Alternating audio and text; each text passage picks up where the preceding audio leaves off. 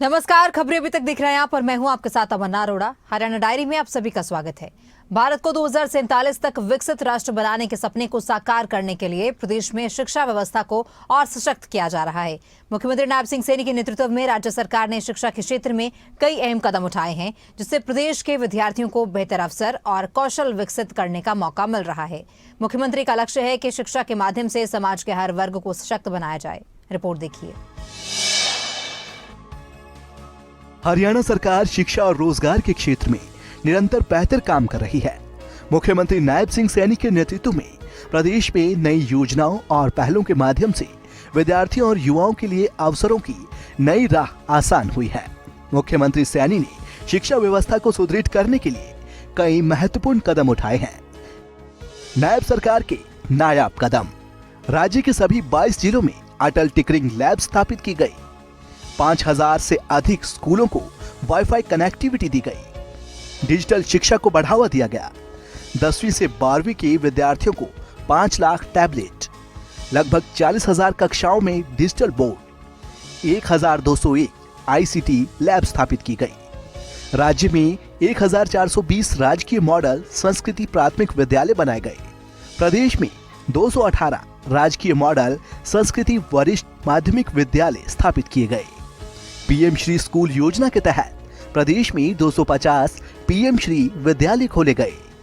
पात्र छात्रों को मिलेगा कम ब्याज पर ऋण। विद्यार्थियों को निःशुल्क परिवहन की सुविधा दी गई। साथ ही मुख्यमंत्री नायब सिंह सैनी ने युवाओं के लिए रोजगार के अवसर भी बढ़ाए हैं। सरकार ने पिछले करीब 10.5 वर्षों में 1,80,000 युवाओं को मेरिट के आधार पर सरकारी रोजगार प्रदान किया है। नई आईएमटी संस्थाओं की स्थापना से प्रदेश के लाखों युवाओं को रोजगार के नए अवसर मिलेंगे।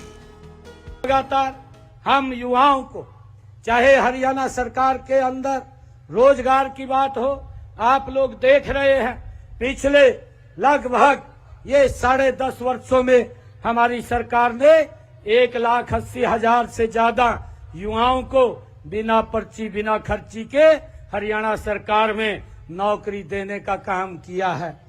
और मित्रों, मैं बताना चाहूंगा, अभी अपने बजट के अंदर मैंने इस बात की भी घोषणा की थी कि हम हरियाणा प्रदेश के 10 जिलों के अंदर आईएमटी का निर्माण करेंगे। उसके लिए पूरी प्रक्रिया शुरू हो गई है और आईएमटी एक बनेगी। एक आईएमटी में लगभग 50 लाख युवाओं को रोजगार उसमें मिलेगा। और भाइयों, मुझे खुशी है कि इन आईएमटी के अंदर लगातार हम गति से काम कर रहे हैं ताकि हमारे युवाओं को रोजगार के साधन खड़े हों। उसको लेकर के हमारी सरकार निरंतर काम कर रही है। मुख्यमंत्री नायब सिंह सैनी का लक्ष्य सिर्फ शिक्षा और रोजगार तक सीमित नहीं है। वे हरियाणा को सशक्त, समान और विकासशील राज्य बनाने की दिशा में लगातार काम कर रहे हैं। मित्रों, मुझे खुशी है चिराग योजना के माध्यम से आर्थिक रूप से जो हमारे कमजोर वर्ग के बच्चों को प्राइवेट स्कूलों में पढ़ने का अवसर दिया जा रहा है। इन विद्यार्थियों की फीस की पूर्ति सरकार द्वारा की जा रही है।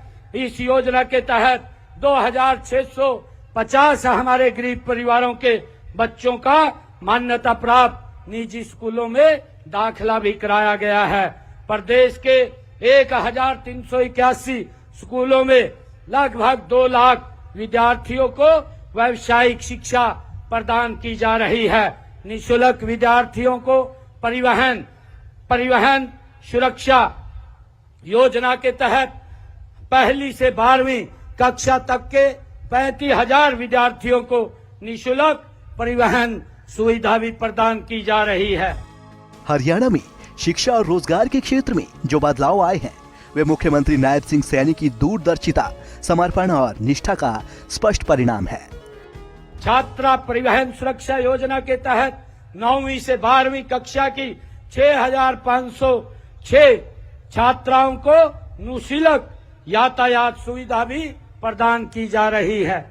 मुझे खुशी है कि आप ही इस राष्ट्र का भविष्य है। आपके सपनों में ही भारत की ये दिशा छिपी है। मैं आप सभी से, अपने सभी बच्चों से यह कामना करता हूं, कहना चाहता हूं कि आप अपने अंदर जो जिज्ञासा रखे, कड़ी मेहनत करे और सच्चाई की राह पर आगे बढ़ते चले, ऐसी मैं आप सब युवा साथियों से अपील भी करता हूं।